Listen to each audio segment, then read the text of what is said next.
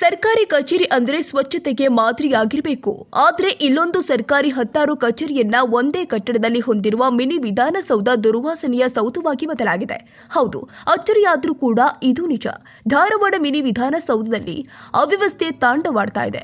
ಕಳೆದ 1 ತಿಂಗಳಿಂದ ಮಿನಿ ವಿಧಾನಸೌಧದ ಆವರಣದಲ್ಲಿ ಚರಂಡಿ ನೀರು ಓವರ್ಫ್ಲೋ ಆಗ್ತಾ ಇದ್ದು ಜನತೆ ಈ ವಾಸನೆಯಿಂದ ಪರದಾಡುವಂತಹ ಸ್ಥಿತಿ ನಿರ್ಮಾಣವಾಗಿದೆ. 10 ಕೆಲಸ ಕಾರ್ಯಗಳಿಗೆ ಇಲ್ಲಿಗೆ ಬರುವ ಜನರಿಗೆ ದುರ್ವಾಸನೆಯ ಸ್ವಾಗತ ಕೋರ್ತಾ ಇದೆ.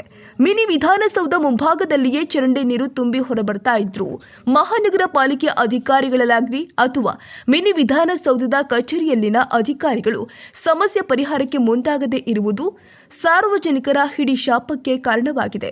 ಇದೇ ಆವರಣದಲ್ಲಿ ಇಂದಿನ ಕ್ಯಾಂಟೀನ್ ಕೂಡ ಇದ್ದು ಅಲ್ಲಿ ಉಪಹಾರ ಊಟ ಮಾಡುವ ಜನರು ಸೇರಿದಂತೆ ವಿದ್ಯಾರ್ಥಿಗಳಿಗೆ ದುರ್ವಾಸನೆ ಕಿರಿಕಿರಿ ಉಂಟು ಮಾಡ್ತಾ ಇದೆ.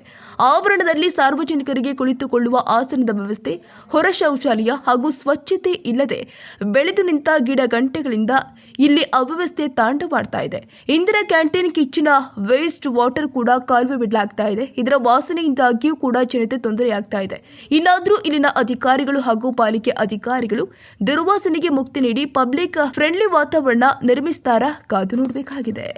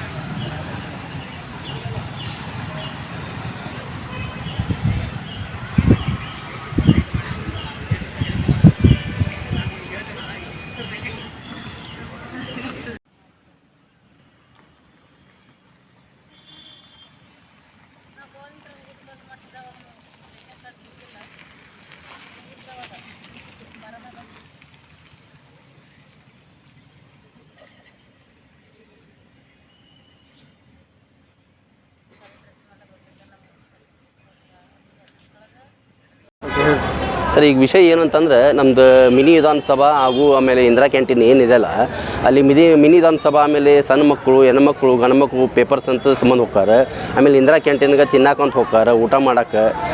ಆಮೇಲೆ ಅಲ್ಲಿ ಏನಾಯ್ತು ಅಂದ್ರೆ ಚಂಬರ್ ಕಲೆಕ್ಷನ್ ಹೊಡೆದ ಕೆಲಸ ಎಷ್ಟೋ ದಿವಸ ಆಯಿತು, 2 ರಿಂದ 3 ತಿಂಗಳಾಯ್ತು. ನಾವು ಸಂಬಂಧಪಟ್ಟ ಅಧಿಕಾರಿಗೆ ಹೇಳೇವಿ, ನಾವು ಮಾಡಿಸ್ತೀವಿ ಅಂತಾರೆ. ಆಮೇಲೆ ಇಂದಿರಾ ಕ್ಯಾಂಟೀನ್ ನೀರು ಏನೈತಲ್ಲ ಅದು ಹವೇದು ಬಿಡತ್ತಾರೆ. ಎಲ್ಲ ಈಗ ಆ ಥರ ಕೋವಿಡ್ ಒಂದು ಬಂದೈತಿ. ಅದ್ರ ಸಂಬಂಧ ನಾವು ಏನಂತೀವಿ, ಸಂಬಂಧಪಟ್ಟ ಅಧಿಕಾರಿಗಳು ಆದಷ್ಟು ಕೂಡಲೇ ಅದನ್ನು ಚಂಬರ್ ಕ್ಲೀನ್ ಮಾಡಿಸ್ಬೇಕು, ಕ್ಲೀನ್ ಮಾಡಿಸಿ ಸರಿ ಮಾಡಿಸ್ಬೇಕು. ಆಮೇಲೆ ಮತ್ತು ಇಂದಿರಾ ಕ್ಯಾಂಟೀನಿಂದ ನೀರು ಬಿಡೋದೈತಲ್ಲ ಅದನ್ನು ಬಂದ್ ಮಾಡಿಸಿ ಸೀದಾ ಅದನ್ನು ಚಂಬರ್ ಕಲೆಕ್ಷನ್ ಬಿಡುವಂಥದ್ದು ವ್ಯವಸ್ಥೆ ಮಾಡಬೇಕು. ಇಲ್ಲ ಅಂತಂದ್ರೆ ಮತ್ತು ನಾವು DC ಆಫೀಸ್ ಮುಂದೆ ಇಲ್ಲ ಈ ಮಿನಿ ವಿಧಾನಸಭಾ ಮುಂದೆ ನಮ್ಮ ಕರ್ನಾಟಕ ಜನರಕ್ಷಣಾ ವೇದಿಕೆಯಿಂದ ಅಲ್ಲಿ ಉಗ್ರ ಹೋರಾಟ ಮಾಡಬೇಕಂತ ಎಚ್ಚರಿಕೆ ಕೊಡ್ತಿದ್ದೀವಿ. ದೊಡ್ಡವಾಡ ಪ್ರಕಾಶ್ ದೊಡ್ಡವಾಡ ಅಂತ ರೀ.